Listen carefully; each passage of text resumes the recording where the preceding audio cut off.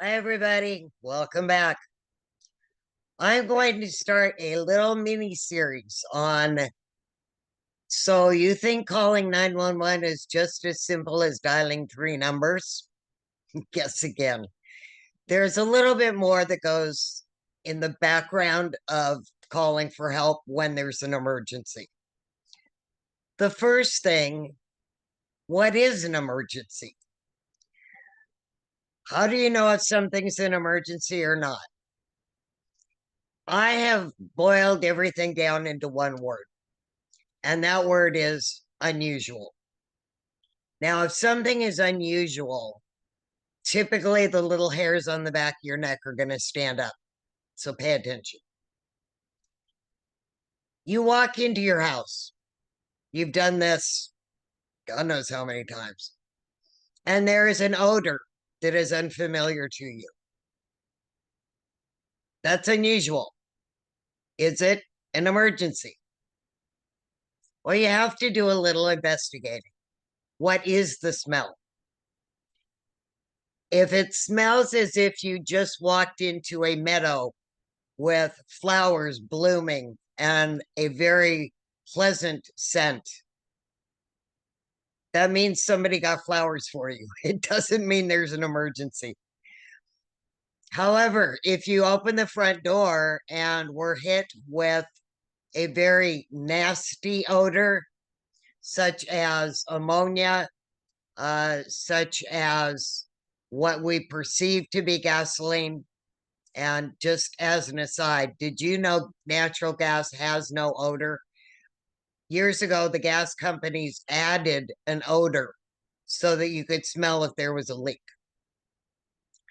So you smell this not so pleasant aroma, as it were. The first thing is get back, close the door, keep all that in, and then call for help once you're outside and safe. If there's anyone in the house you do not want to enter, just yell in your best outdoor voice, telling everyone to leave immediately. And make sure you have a commanding voice when you're doing this. Another example, you're walking in a park. The park has many trees. There is someone in the distance lying on the ground, has books scattered, but he doesn't appear to be moving. Is that an emergency? It is unusual. So you want to start walking toward the scene, but remember, your safety is always your number one priority. So as you're approaching, you're going to be looking up and down and all around to see what could be going on. You get closer. You get close enough to yell at the person, "Hey, are you okay?" No response. You keep walking a little bit slowly, but closer. Again, looking at what could be happening. What kind of tree is it? Is it an apple tree or a pine tree? Could something have fallen out of the tree and hit this person on top of the head? Are any birds around? Usually, if there's something very bad, the birds leave. So it's spring, summer. Do you hear any birds? How tall is the grass? Is it little bitty or is it taller? There could be something in the grass. Bug bites could be causing this. In certain parts of the country, it could be a snake. Now, even if it was just a nice snake, a gopher snake, something like that, it might have been scared.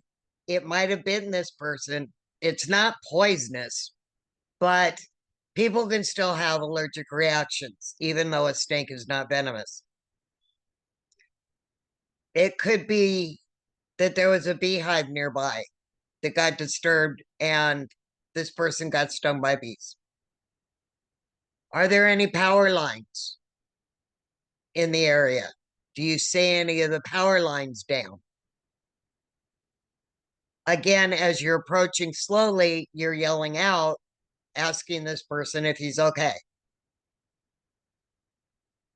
You get next to the person, and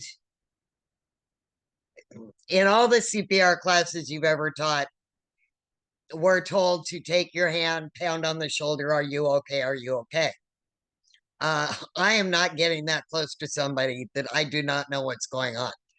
I have been a shin kicker since I was a little kid, so I nudge feet. And if there's no response, I nudge harder. Look at that. That's kind of cool. All right. That's unusual.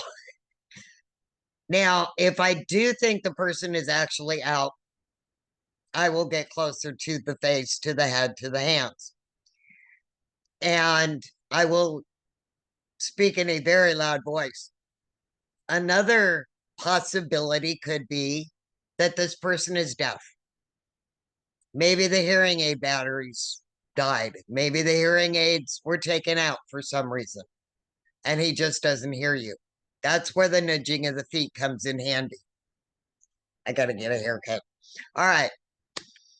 So, with all of that, what is an emergency?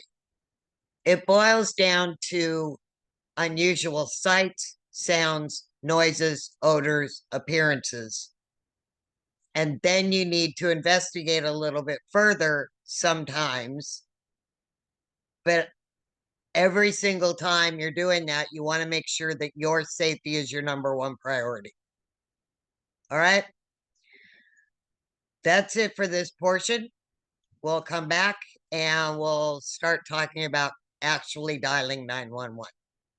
All righty. I think I'm getting better at the turn off the thing button. So I found it. See you next time.